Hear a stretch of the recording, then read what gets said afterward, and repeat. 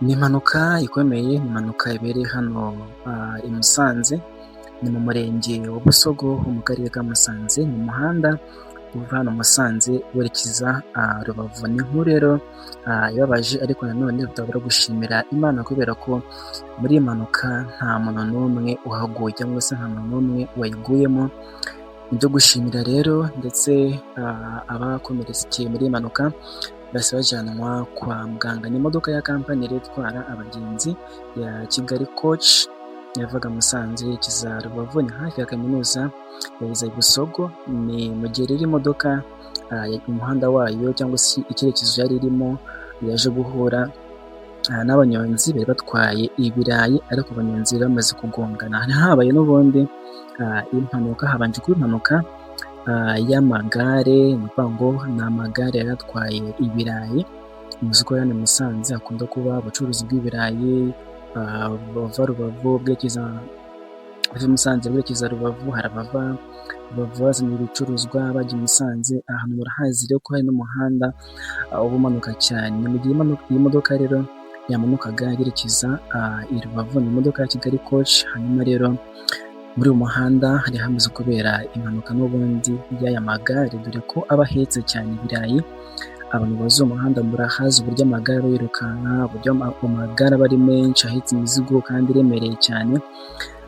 Amagare rero yaje kugongana, hanyuma rero iyi modoka ubwo nayo yari mu cyerekezo cyayo, dore ko icyerekezo yari arimo naho amagare yagonganiye. Hanyuma iyi modoka rero yaje kuba umushoferi wayo wari uyitwaye yaje kuba akatira aba banyonzi bamaze kugongana.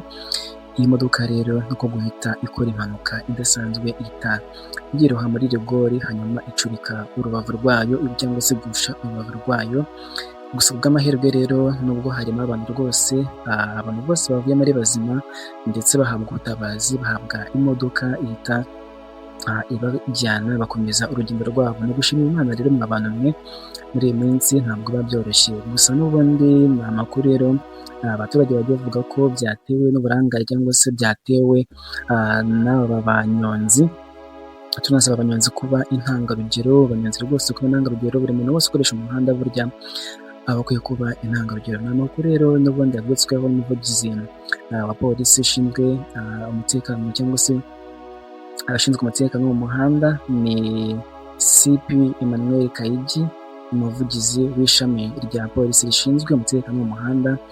Bavuze ati rero kuba iyi modoka ubwayo itari ifite umuvuduko uri hejuru, aribyo duhora tubabwira, byatumye rwose inzitizi bayishakira igisubizo, nubwo byasabye ko iyi modoka rwose yakatiye aya magare ndetse ikaza kugusha urubavu. Ariko uko biri kose nta muntu n'umwe watakarije ubuzima. Yagize ati rero iyo haza kuba iyi modoka iri kwirukanka cyane byari kuba ibibazo bikomeye cyane. Agira inama abakoresha umuhanda ko bakwiye gutwara bitonze, bagatwara ku muvuduko udashyira ubuzima bwabo mu kaga, ku buryo niyo haza inzitizi runaka biborohera kuyihunga. Reka mbabwire ngo rero mukomeze kugira ibihe byiza, nkwibutsa wowe utarakanda subscribe kano kanya, reba handitse subscribe maze ukande kuri subscribe, tujye tubana 5 tube intangarugero, dukoresha umuhanda neza umunsi ku munsi. Abashoferi tube intangarugero, ndetse umuntu wese ukoresha umuhanda abe intangarugero, umugenzi abe intangarugero. Twese twimakaze gerayo amahoro, tugereyo amahoro, kandi tube intangarugero umunsi ku munsi, ndetse mu rugendo rwacu tujye tuva mu rugo twasenze. Mukomeze kugira ibihe byiza, turabakunda. Ni intangarugero Imbaya, isoko y'ubumenyi byubaka. Murakoze cyane, turabakunda. Ni impanuka ikomeye, ni impanuka yabereye hano